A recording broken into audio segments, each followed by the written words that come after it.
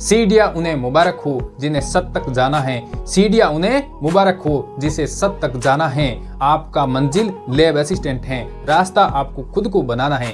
आपका मंजिल lab assistant है, रास्ता आपको खुद को बनाना है। दोस्तों नमस्कार, आप सभी का स्वागत है इस वीडियो में।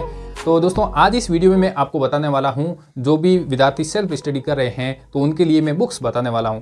पूरे वीडियो है वो अंत तक जरूर देखें और ज़्यादा से ज़्यादा शेयर करें।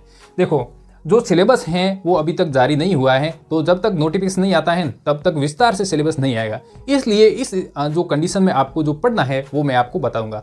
दोस्तों इसमें दो पार्ट हैं, यानी कि एक साइंस वाला है और एक जीके वाला है। यानी कि एक पेपर मान के 2018 और 2016 में जो एग्जाम हुआ था, एक पेपर मान के आपको तैयारी करनी है और उसमें जो सिलेबस में पार्ट दे रखा है उस पार्ट को ही पढ़ना है और जनरल रिलेटेड जो भी शब्द होते हैं उनको भी थोड़ा थोड़ा साथ में पढ़ता है। तो देखो दोस्तों, सिलेबस में दो पार्ट है, एक साइंस वाला एक राजस्थान जीके वाला। तो साइंस में भी देखो फिजिक्स, केमिस्ट्री और बायोलॉजी, ये तीन सब्जेक्ट हैं इसमें।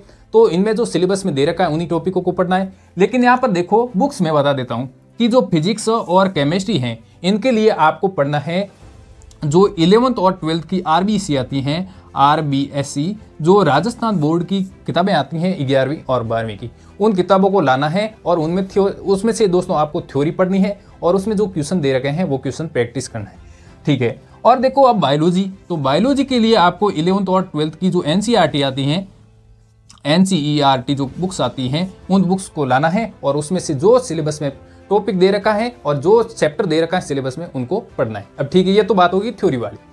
अब देखो साइंस के अंदर मेन होता है क्वेश्चन प्रैक्टिस करना। अब देखो क्वेश्चन प्रैक्टिस के लिए मैं आपको बता दूंगा कि जो बायोलॉजी के लिए एक गाइड आती है, जो आप ये देख सकते हो फिंगर टिप्स की गाइड आती है, ये इतनी बड़ी है। जो नीट के लिए वैसे आती है, जो फिंगर टिप्स की है ये वैसे तो नीट के लिए आती हैं, फिंगर टिप्स आती है ये, और MTG की गाइड है जीव विज्ञान की, जिसमें 11th और 12th की जो NCERT दे रखी है उसका पूरा विस्तार से सारांश दे रखा है और इससे क्वेश्चन भी उसके दे रखे हैं, यानी कि उसमें क्वेश्चन प्रैक्टिस करनी है आपको। इसमें से ओनली फॉर क्या करना है दोस्तों, क्वेश्चन प्रैक्टिस करनी है।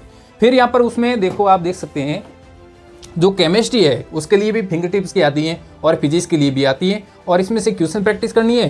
फिर से क्वेश्चन प्रैक्टिस है तो फिर से इसका विस्तार से सॉल्यूशन भी दे रखा है, आराम से आपको समझ में भी आ जाएगा, ठीक है। ये तो बात होगी साइंस की। फिर आप देखोगे राजस्थान जीके हैं, इनको कहाँ से पढ़ना है, तो मैंने दोस्तों मैं बता देता हूँ मैंने कैसे पढ़ा था राजस्थान जीके को।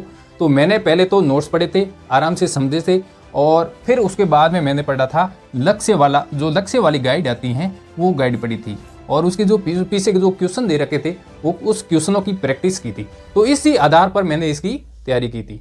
आप यदि सेल्फ करना चाहते हैं, यदि आपका जो बेस है वो ठीक है, यानी कि जो आपका जनरल पार्ट है वो ठीक है, तो आप सेल्फ कर सकते हैं। यदि आपका जनरल पार्ट ठीक नहीं है, यानी कि आपको पता भी नहीं है कि क्या पढ़ना है क्या छोड़ना है, तो आपको किसी प्लेटफॉर्म में या किसी की सहायता लेनी पड़ेगी या कोचिंग ज्वाइन करनी पड़ेगी। थैंक यू, धन्यवाद।